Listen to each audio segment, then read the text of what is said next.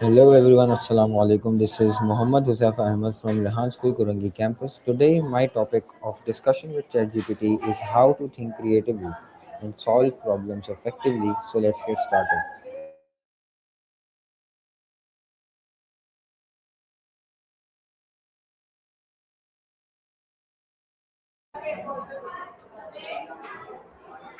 Hey ChatGPT, Today, my topic of discussion with you is how to think creatively and solve problems effectively. That's a fantastic topic. Creative thinking can really open up new possibilities. Is there a specific kind of problem or situation you have in mind, or are you just looking for some general techniques and approaches?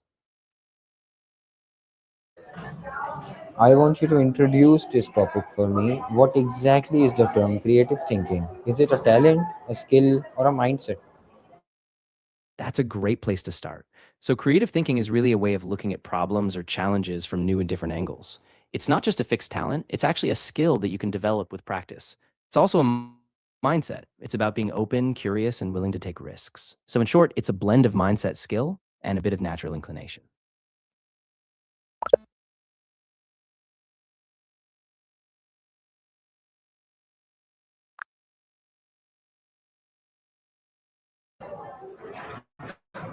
Okay, now tell me what's the difference between creative thinking and critical thinking? Do you need both? Great question. Yeah, they're different but complementary. Creative thinking is all about generating new ideas, making unexpected connections, and exploring possibilities. Critical thinking, on the other hand, is more about evaluating those ideas, questioning them, analyzing them, and figuring out which ones are really viable. And yes, you need both together. Creative thinking to spark new solutions, and critical thinking to refine and choose the best ones.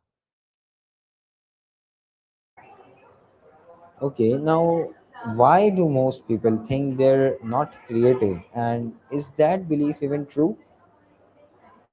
Yeah, that's a really common feeling. A lot of people assume creativity is just for artists or special people.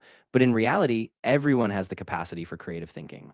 Often people just get stuck in routines or fear judgment. So that belief is more of a barrier than a truth. Creativity is a skill anyone can cultivate with the right mindset and practice.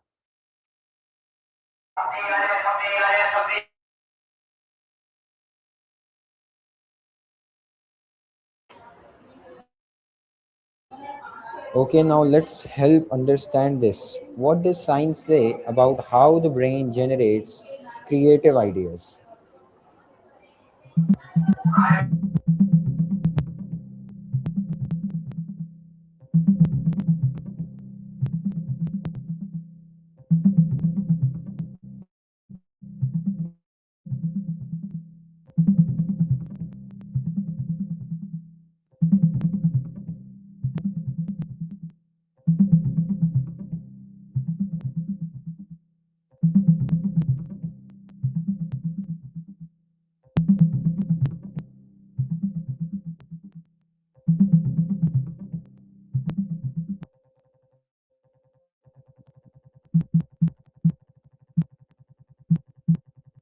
The science shows that creative ideas come from the interaction of different brain networks. The default mode network helps us wander and imagine, while the executive control network refines and evaluates ideas. The salience network switches between these modes, allowing creative thought to flow. In short, creativity arises when we alternate between free associative thinking and focused evaluation, often boosted by downtime and new experiences. All right, now what are the most common mental blocks that stop people from thinking creatively?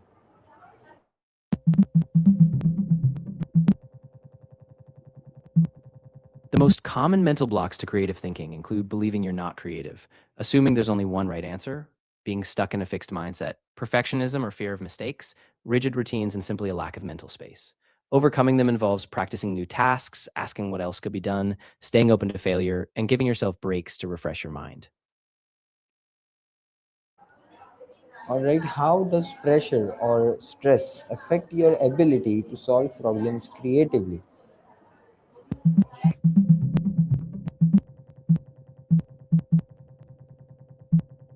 Pressure and stress can have a complex effect on creative problem solving. A manageable amount of pressure, often called eustress, can boost focus and speed up idea generation. However, if the pressure becomes overwhelming, it triggers a stress response that narrows thinking, drains cognitive resources, and reduces creativity. Managing stress by reframing challenges, taking breaks, and balancing focus can help keep creative thinking alive. All right, now let's move towards the fix. What techniques do the world's best problem solvers actually use, and how can a normal one too?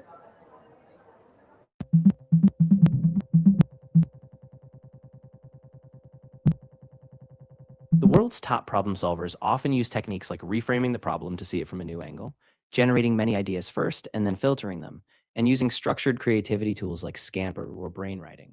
They also mix free, open exploration with focused evaluation, give their minds time to roam by taking breaks, and suspend judgment early so all ideas can emerge. All right, how do constraints, limited time, money, and resources actually boost creativity instead of killing it?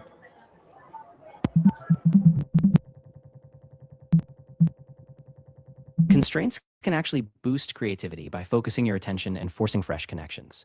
Instead of overwhelming you, boundaries channel your thinking so you explore better ideas within a defined space. Research shows that moderate constraints can spark innovation by encouraging you to make unexpected connections. So rather than limiting you, they give you a creative structure to work within.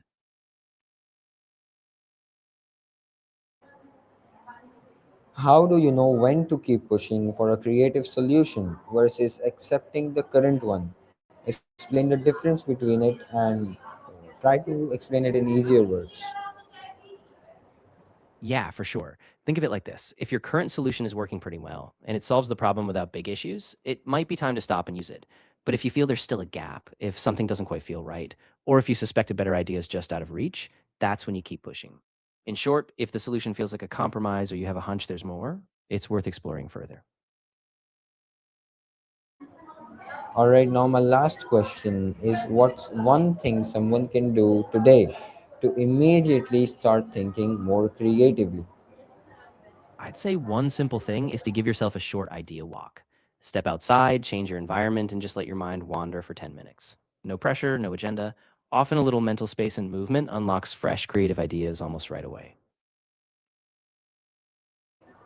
All right, everyone, this was the end of my discussion with ChatGPT. I hope you liked it. Until the next task, Allah Hafiz, everyone.